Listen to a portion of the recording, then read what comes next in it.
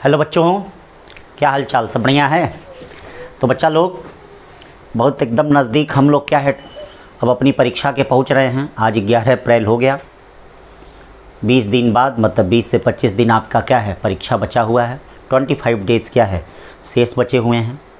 इसमें अपनी एक अच्छी रणनीति बनाइए, अच्छे से क्वेश्चन को रिवाइज करिए, छोटी छोटी चीज़ों को पढ़िए, बड़ी चीज़ों को पढ़ने की समय ज़रूरत नहीं है। कोशिश करिए कोई चैप्टर छूटे मत, कुछ न कुछ हर चैप्टर का ज़रूर पढ़िए। जो चैप्टर स्ट्रॉन्ग है अच्छी बात है, जो नहीं स्ट्रॉन्ग है उसके बारे में भी कुछ जानिए। कोई ज़रूरी नहीं कि उससे कठिन क्वेश्चन ही आएगा, अरे उससे आसान क्वेश्चन भी आ सकता है, जो आप जानते हैं वही आ सकता है।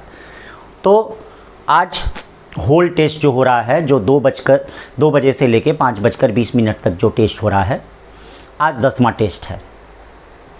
अब मॉक 4 में हम लोग पहुँच चुके हैं।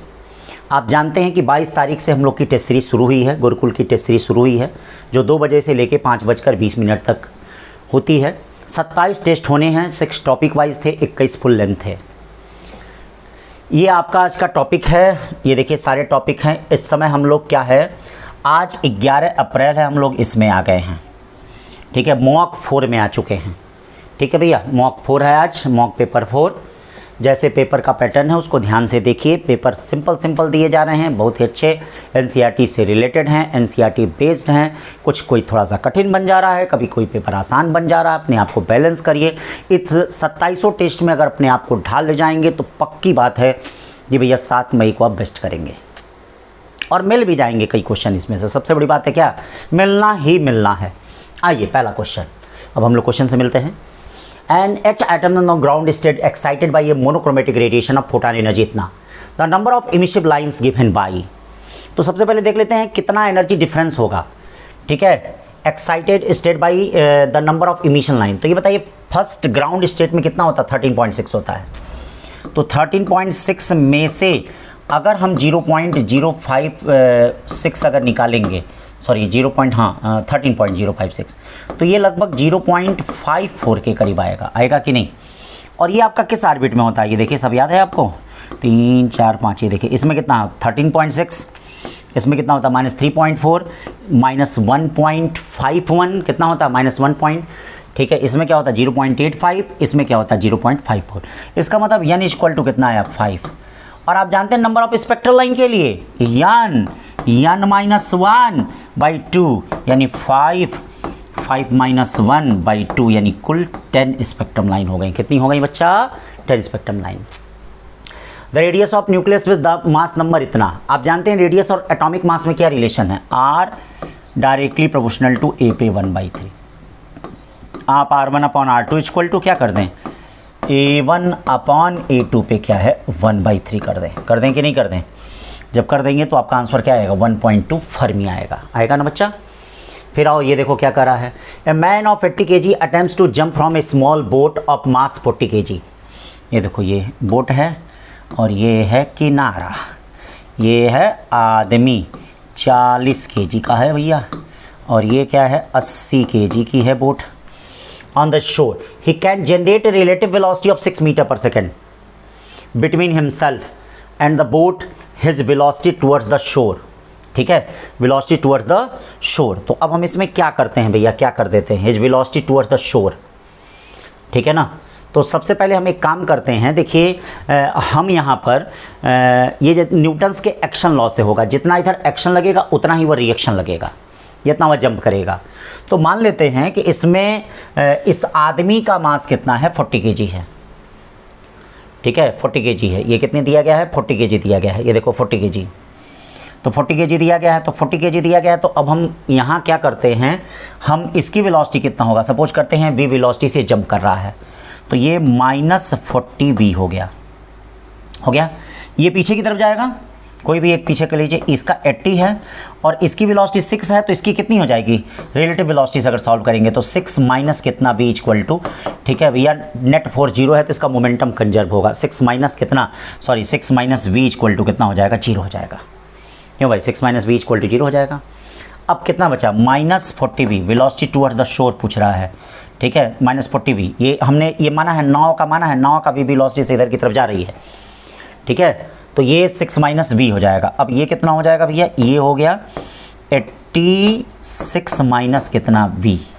अब देखो 0 से 0 कट गया, 4 से कितना हो गया 2 कट गया, v इक्वल टू क्या हो गया 12 हो गया, माइनस 2v हो गया, इधर गया 3v बचा, ये 12 बचा, v इक्वल टू क्या हो गया 4 आया। आ गया v इक्वल टू 4। चलो भाई v इक्वल टू 4 आ गया, इसका मतलब v इक्वल टू यहाँ पे कितना है 4। अब देखो 4 है, ये नाव गई है 4 से, और ये आदमी का रिलेटिव वेलोसिटी कितना है 6 है, तो इसका मतलब ये करा his velocity toward the shore, यानी 6 माइनस 4 यानी 2 मीटर पर सेकंड हो जाएगा। कितना हो जाएगा 2 मीटर पर सेकंड हो जाएगा। ठीक है, अब चलिए फोर्थ में least first and second. The height of ball after, एक आदमी किसी बॉल को फेंक रहा है 4 सेकंड के बाद कैच कर ले रहा है, तो इसका मतलब भैया बॉल को जाने में और आने में समय कितना लगा टाइम 4, तो t इक्वल टू क्या होता है 2u/g होता है। इसका मतलब 4 इक्वल टू 2 इंटू u/9.8, यानी बॉल को कितने वेलोसिटी से 19.6 मीटर पर सेकेंड से फेंका गया था। करा the height of ball after 2 second, इसका मतलब 2 सेकेंड के बाद बॉल कहाँ होगी भैया, यहाँ होगी, इन होगी यही हाइट। 2 सेकेंड के बाद 2 सेकेंड बाद टॉप मोस्ट पोजीशन पे होगी, तो टॉप मोस्ट पोजीशन पे होगी, तो इसका मतलब h इक्वल टू कितना हो जाएगा 19.6 इंटू 2 माइनस हाफ, g कितना हो गया 9.8 इंटू 2 टू 4। ठीक है ना, इससे 2 कट गया, यानी क्या बचा, ये बचा 19.6। 19.6 में से 19.6 जाएगा यानी 19.6 आएगा। इसका मतलब हाइट जो हो गया a का सेकंड है, a का सेकंड है, a का सेकंड या तो a होगा या तो c होगा। The height of ball after 3 second, ठीक है, 3 सेकंड के बाद बॉल की हाइट क्या होगी नीचे से, तो 3 सेकंड के बाद ये देख लीजिए 3 सेकंड के बाद यहाँ कहीं होगा, तो 1 सेकंड में यहाँ से निकाल लीजिए, h इक्वल टू कितना हो जाएगा हाफ GT स्क्वायर 9.8 इंटू 1, यानी ये आएगा 4.9। 19.6 में से 4.9 घटाएंगे 14.7 मीटर होगा, यानी B का थर्ड होगा, B का क्या होगा थर्ड होगा, यानी A वाला ही सही है। क्या निकल गया A वाला, देखिए 2 चेक कर लीजिए, निकल गया। C फर्स्ट निकाल लीजिए, speed of ball after 3 second, इसका मतलब ऊपर से नीचे तक निकाल लीजिए, v equal to GT। Speed of ball after 4 second, यानी मतलब जितने से फेंका जाएगा उतने से आएगा 19.6 मीटर, यानी d का 4 हो जाएगा, d का 4 हो जाएगा, c का फर्स्ट हो जाएगा, तो A वाला ऑप्शन सही है। ठीक है, अब आ जाओ, a road of 10 metre wide has a radius of curvature 50 metre. ठीक है, आपको फार्मूला याद होगा कि अगर किसी रोड को उठाया जाए, ठीक है, आप जानते हैं ना मोड़ पे क्या करते हैं, अगर 4 व्हीलर गाड़ी आती है तो हम रोड को एक तरफ उठा देते हैं, तो उसके लिए क्या फार्मूला होता है tan theta equal to h/d equal to v square by RG। से वेलोसिटी आपसे पूछा जा रहा है, क्या पूछा जा रहा है से वेलोसिटी, यानी v इक्वल टू पूछा जा रहा है रूट में RG h/d। सब कुछ है दिया गया, सारी चीज़ें दी गई हैं, सब कुछ दी गई हैं। अगर आप रखते हैं तो यहाँ पे ये वाला आएगा 8.5 मीटर पर सेकेंड आएगा। फिर देखो क्या कर रहा है, रिलेटिव परमिबिलिटी ऑफ आयरन इतना, द मैग्नेटिक परमिबिलिटी, ठीक है, तो आप mu R equal to 1 plus chi जानते हैं, तो म्यू आर दे दिया है, एक निकालेंगे 1499 आएगा कि नहीं। ठीक है, फिर देखिए पोटेंशियोमीटर यूनिफॉर्म पोटेंशियल ग्रेडियंट दे दिया है, maintain across 10 metre, the potential difference across 2 point ये 60, तो इसका मतलब पोटेंशियल डिफरेंस कितना हो जाएगा v equal to k L2 minus L1, या delta v equal to k L2 कितना है 2.45 माइनस 0.65, सॉल्व कर दीजिए। ठीक है, 1.44 वोल्ट आएगा, 1.44 वोल्ट आएगा, देख लीजिएगा, थोड़ा चेक कर लीजिएगा। ठीक है, फिर देखिए an electric cable of copper है just 1 wire has radius 9 millimetre, ये देखिए its resistance 5 ohm, the single copper wire of cable replaced by 6 difference well insulated copper wire each of radius 3 millimetre, the total resistance of, तो देख लेते हैं कि प्रत्येक का कितना होगा, तो 5 ओम है, R equal to rho L by pi into, ये देखिए सबसे पहले आप इसको इसी तरह से चेक कर सकते हैं कि अगर रेडियस आधा होती है तो क्या रिलेशन हम जानते हैं, resistance inversely proportional to R पे 4 होता है। रेजिस्टेंस अगर आधा हो रहा है तो इसका मतलब क्या है, 6 different well insulated copper wire each of radius 3 millimetre, प्रत्येक का रेडियस कितना है 3 मिलीमीटर है, तो 1/3 हो रहा, 1/3 हो रहा है, तो 1/3 का मतलब 1/3 का पावर, यानी रेजिस्टेंस देख लेते हैं कितना हो जाएगा, यानी 5, एक मिनट रुक जाओ बच्चों, 5 equal to rho L by pi into 9 का स्क्वायर, और R equal to rho L by pi into कितना हो जाएगा 3 का स्क्वायर, ये देखिए 3 का square, 6 different well insulated copper wire each of radius 3 millimetre.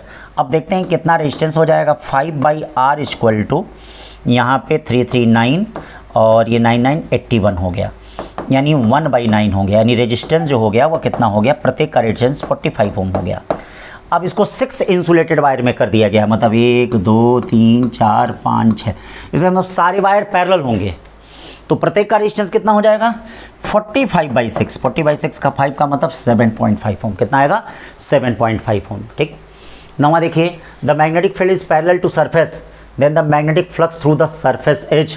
Magnetic field parallel to surface, तो मैग्नेटिक फील्ड अगर पैरेलल टू सरफेस है तो इसका मतलब उसका नॉर्मल कैसे बनेगा, थीटा इक्वल टू 90 डिग्री बनाएगा, और थीटा इक्वल टू 90 डिग्री बनाएगा तो flux phi equal to BA cos 90 होगा। Flux phi equal to BA cos 90 का मतलब फ्लक्स क्या हो जाएगा 0, यानी 9 का A हो जाएगा। 10 देखते हैं, the surface density of charge on the surface of charge conductor इतना, then the outward force per unit area. अब बताइए फोर्स क्या होता है outward power, F/A equal to sigma square upon 2 epsilon naught, यही होता है। तो देखिए सिग्मा भी पता है, ठीक है, सिग्मा भी पता है, एप्सिलॉन नॉट भी पता है कि नहीं, सबको रखते हैं। अगर सबको रखते हैं तो इसका आंसर आता है ये 39.7 न्यूटन पर मीटर स्क्वायर। फिर देखिए, figure show electric field lines in which an electric dipole piece placed as shown, which of the following statement is correct. कौन सा इसमें स्टेटमेंट करेक्ट है, तो ये बताइए, जहाँ electric lines of force dense होती हैं वहाँ इलेक्ट्रिक फील्ड मैक्सिमम होती है, तो यहाँ इलेक्ट्रिक फील्ड मैक्सिमम है और यहाँ इलेक्ट्रिक फील्ड कम है, तो -q चार्ज पे फोर्स इलेक्ट्रिक फील्ड के विपरीत लगेगा, यानी F1, और इस पर इधर लगेगा। तो जब ये इलेक्ट्रिक फील्ड स्ट्रांग है तो F1 ग्रेटर देन F2 होगा। इसका मतलब क्या होगा, dipole will experience a force towards left, किधर, लेफ्ट की तरफ करेगा, क्योंकि F1 ग्रेटर देन F2 है तो इधर की तरफ भागेगा कि नहीं। ठीक, फिर दिया है the height above the surface of earth at which acceleration due to gravity G/9, तो क्या फार्मूला लगेगा, देखिएगा, हो सकता है इस साल इस पे क्वेश्चन भी आए। 1 + h/r का क्या होल स्क्वायर। अब बताइए ग्रेविटी कितनी हो गई है, वो G/9 हो गई है, तो देखिए G' इक्वल टू G/9 और G/1 + h/r का होल स्क्वायर। चलो दोनों तरफ सॉल्व कर दो, क्या हो जाएगा, स्क्वायर रूट ले लो, तो स्क्वायर रूट ले लोगे तो 1/3 इक्वल टू 1 + h/r, या h/r इक्वल टू कितना हो जाएगा भैया 2, या h इक्वल टू कितना हो जाएगा 2r। अब देखिए भैया 2r है कोई ऑप्शन, एकदम है, क्यों नहीं है, तो ये हो गया 12, क्या हो गया 12 तक। अब देखते हैं आगे इसमें क्या कह रहा भैया, 13 को देख लीजिए। 13 कह रहा है आपका, given below are 2 statements, one is the label as assertion and reason in a satellite if the time period इतना, देन काइनेटिक एनर्जी। ये बताइए टाइम पीरियड क्या होता है, T directly proportional to R पे 3/2, या R directly proportional to T पे 2/3, क्यों, ये तो होता है। Kinetic energy inversely proportional to R होता है, इसका मतलब क्या हो जाएगा T पे 2/3। अरे एकदम सही कर रहा है। Orbiting satellite has only kinetic energy, ना काइनेटिक एनर्जी पोटेंशियल एनर्जी दोनों रखता है, तो इसका मतलब असर्शन सही, assertion is true but RH false, यानी इसका कौन सा ऑप्शन हो जाएगा, B हो जाएगा। कौन सा हो जाएगा, B। फिर देखिए 13 के बाद 14, द फ्रीक्वेंसी और टेम्परेचर के बीच का, तो ये बताइए wavelength lambda inversely proportional to क्या होता है, T होता है, ठीक है भैया। अब C equal to F lambda होता है, तो लैम्डा क्या हो जाएगा, इसका मतलब फ्रीक्वेंसी डायरेक्टली प्रोपोर्शनल टू किसके हो जाएगा, टेम्परेचर, यानी A वाला ग्राफ होगा। कौन सा होगा, A वाला ग्राफ होगा। फिर देखिए 15 देखिए, clock has kept correct time, तो क्लॉक वाले क्वेश्चन के लिए मैंने आपको शॉर्टकट बताया है, delta T/T equal to half alpha delta theta. How many second day gain in, ठीक है, 0 degree centigrade, the coefficient of linear, तो डेल्टा T की आपको वैल्यू निकालनी है। एक दिन कितना हो जाएगा, एक दिन का मतलब 24 घंटा, 1 घंटा में 60 मिनट, 60 मिनट में क्या 24 घंटा, एक दिन में 24 घंटा, 24 घंटे में 1 घंटे में 60 मिनट, 60 सेकेंड। हाफ अल्फा कितना है 0.00019, ठीक है, एक और जीरो है, और डेल्टा थीटा कितना है 25। डेल्टा थीटा कितना है, how many second divided in temperature falls to 0 degree centigrade, तो टेम्परेचर डिफरेंस कितना हो जाएगा 25। यहाँ से सॉल्व कर लीजिए, आपको डेल्टा टी की वैल्यू निकलेगी और वही आपका आंसर होगा। थोड़ा याद रखिएगा, इन क्वेश्चनों में कैलकुलेशन होता है। The temperature of 5 mole of gas which has held at constant volume change इतना, the change in internal energy is found 80 joule, the total heat capacity of gate constant volume क्या हो जाएगा, delta Q equal to mu C V delta T. ठीक है भैया, सब कुछ दिया गया है, सारी चीज़ें दी गई हैं। सॉल्व करेंगे तो 4 जूल पर केल्विन आ जाएगा। ठीक है ना, ये ध्यान दीजिएगा। अब क्या कर रहा है, 2 coils mounted parallel to each other the same axis करी study in observer between the coils reported one current carrying clockwise and carrying counter clockwise. इसका मतलब जब 2 लूप में करंट की दिशा विपरीत होती है, बोलो मैंने क्लास में क्या बताया था, उनमें रिपल्सिव फोर्स लगेगा। क्या लगेगा, रिपल्सिव फोर्स। तो ए रिपल्सिव फोर्स बिटवीन देम। ठीक है, मैंने ये बोला ना, अगर करंट का डायरेक्शन क्या होगा, याद रखना, अगर करंट का डायरेक्शन अपोजिट होगा तो इसका मतलब इसमें क्या लगेगा, 1 मिनट जरा देख लेते हैं। 2 circular coils mounted parallel to each other on the same axis carry steady if an observer between the coils report that one coil carrying clockwise, अच्छा इनके बीच में है, इधर देख रहा है तो इसको क्या लग रहा है, क्लॉकवाइज, इधर देख रहा है counter clockwise, then 2 coils experience, अगर सेम डायरेक्शन में है,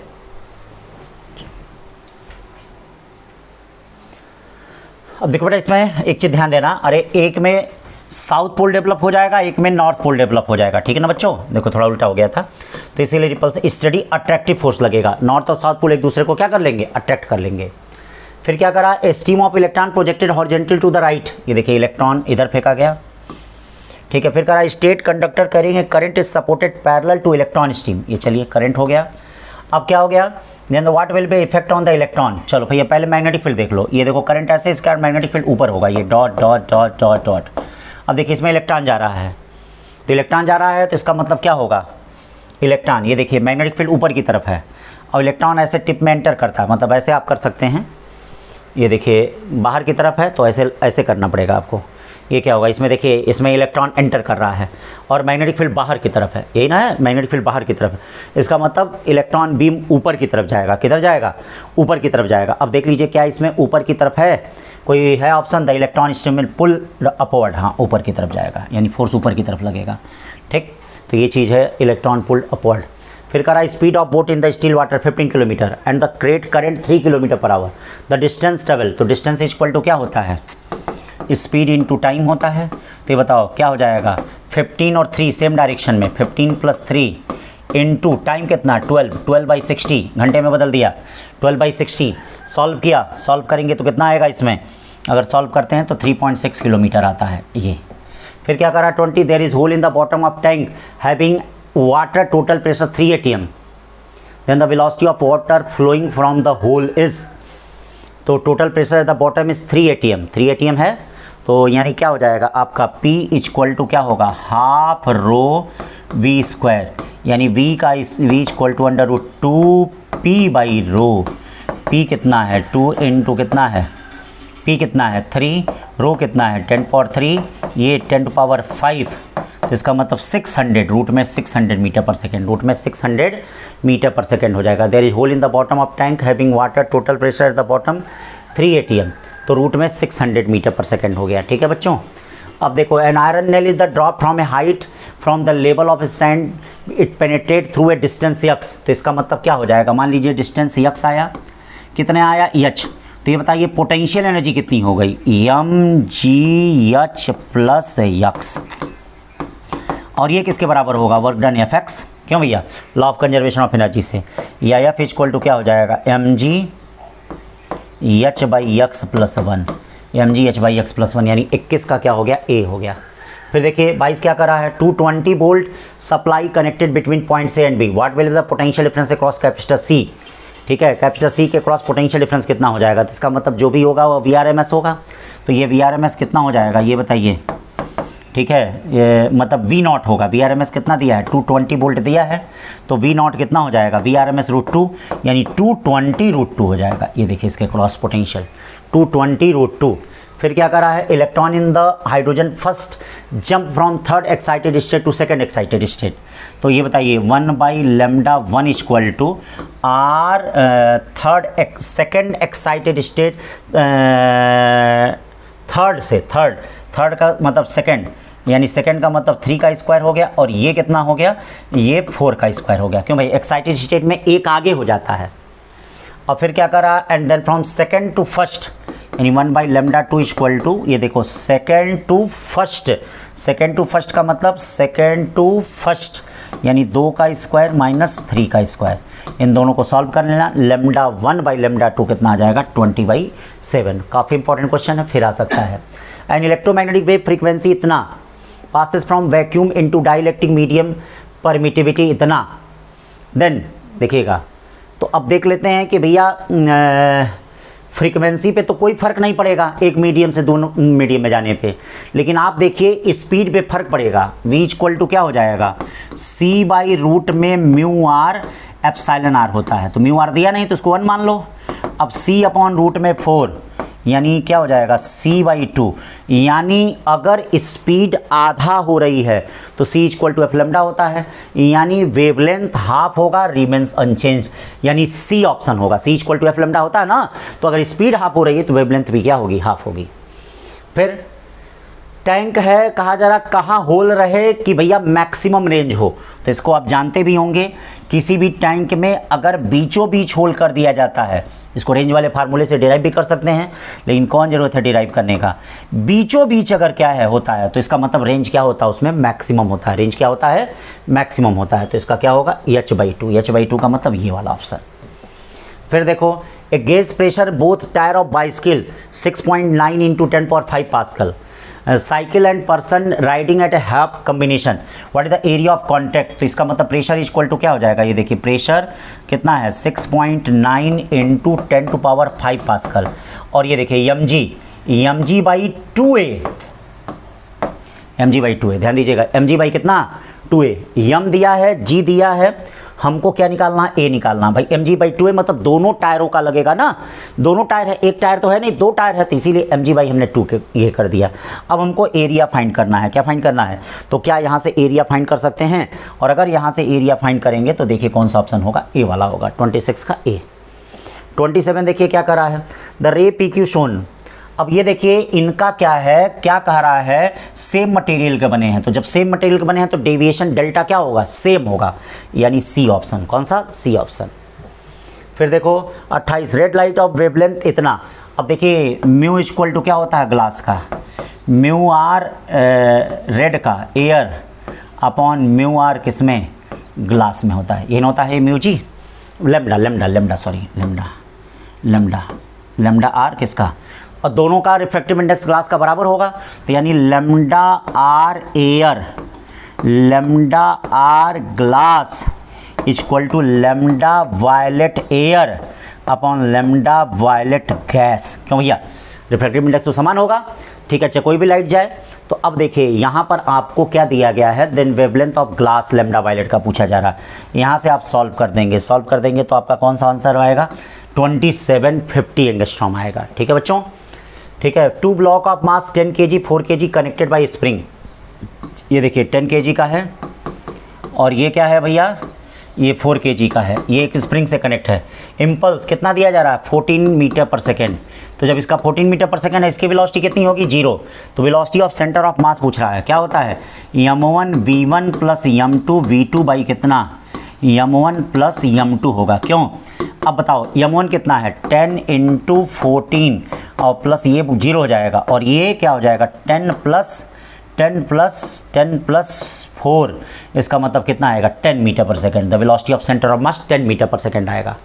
फिर क्या करा है, the 1/4 section cut from the uniform circular disc, ठीक, the section has mass m, it is made to rotate about a line perpendicular to its plane, passes through the center of original disk, the moment of inertia axis of rotation। तो ये मान लेते हैं कि पूरा disc जो रहा होगा उसका मास कितना रहा होगा, कितना 1/4m रहा होगा, पूरा डिस्क का मास कितना रहा होगा 4m।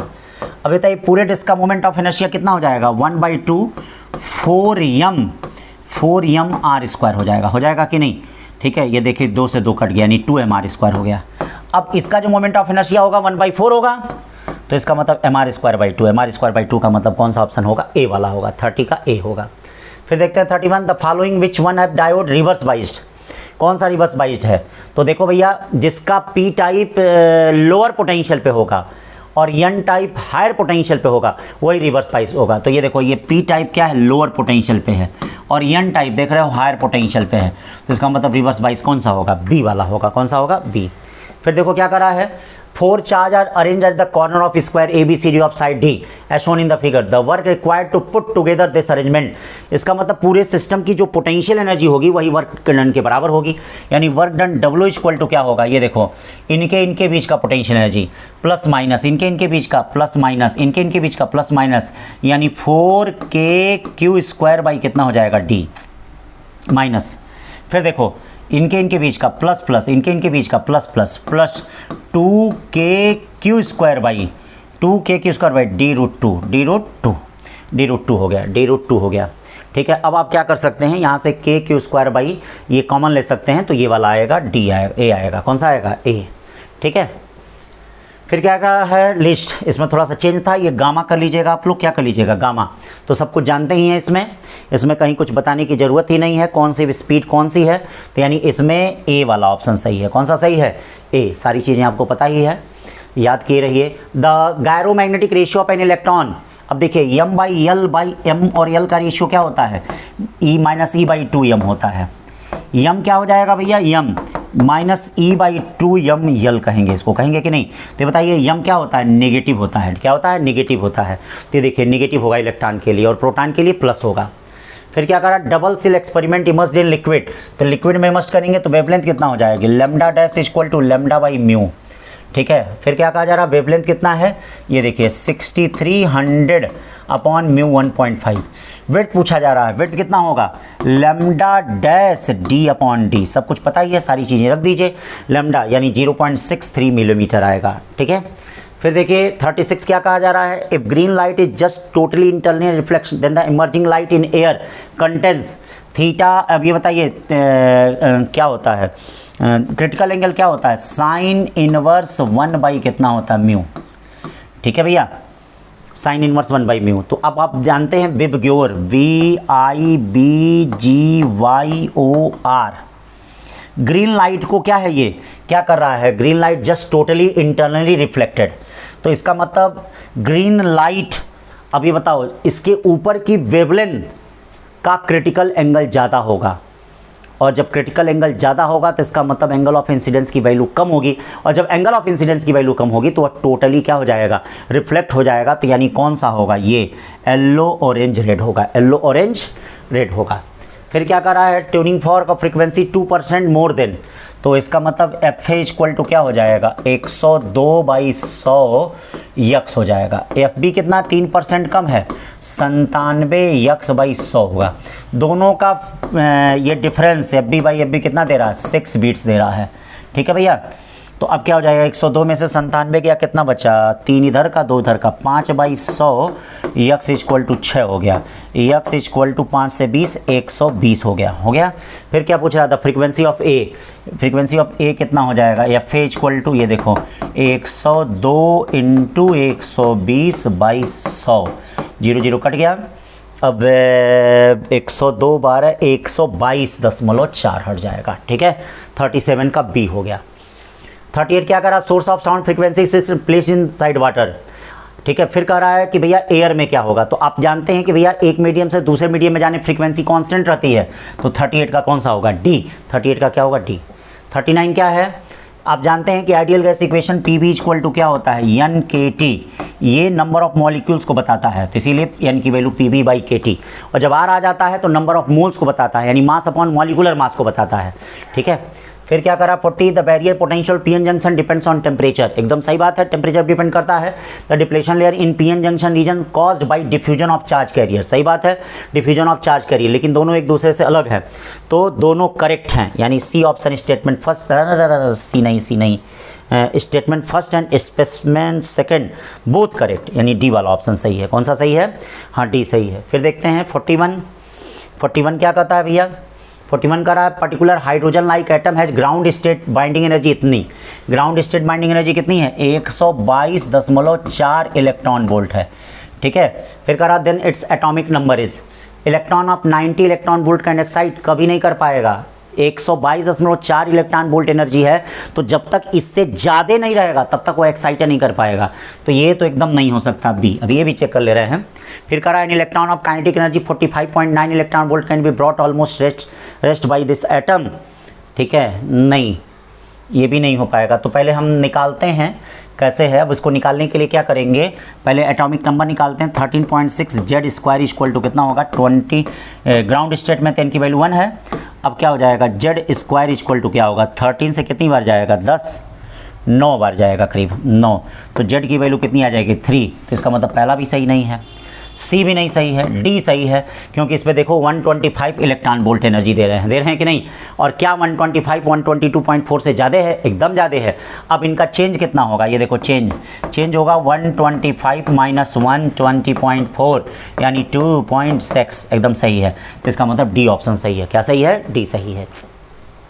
फिर 42 in a step up transformer the voltage in the primary current 5 the secondary voltage इतना, the current in the secondary coil neglect losses, इसका मतलब क्या हो जाएगा EP upon ES equal to IS upon IP, ठीक है ना भाई। The current in the secondary यानी IS equal to EP upon ES IP, क्यों, यही एक फार्मूला ही होता है, देयर इज़ नो लॉस, तो इसका मतलब आइडियल ट्रांसफार्मर है।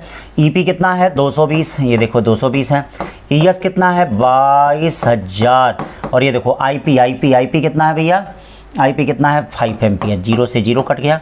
सॉल्व कर लीजिए, सॉल्व करेंगे तो कौन सा ऑप्शन आएगा भाई, इसमें 0.05 एम्पियर आएगा, डी वाला ऑप्शन, ठीक है। फिर देखिए इसमें the correct graph between the temperature of hot body, क्या एक्सपोनेंशियल डीके होता है, एक्सपोनेंशियल डीके का मतलब कौन सा है, डी, मतलब थीटा और टी के बीच का एक्सपोनेंशियल डीके, यानी डी वाला option. Heat engine device convert heat energy into mechanical energy, यानी बी वाला ऑप्शन, ठीक। थियोरेटिकल क्वेश्चन है, कर लीजिए।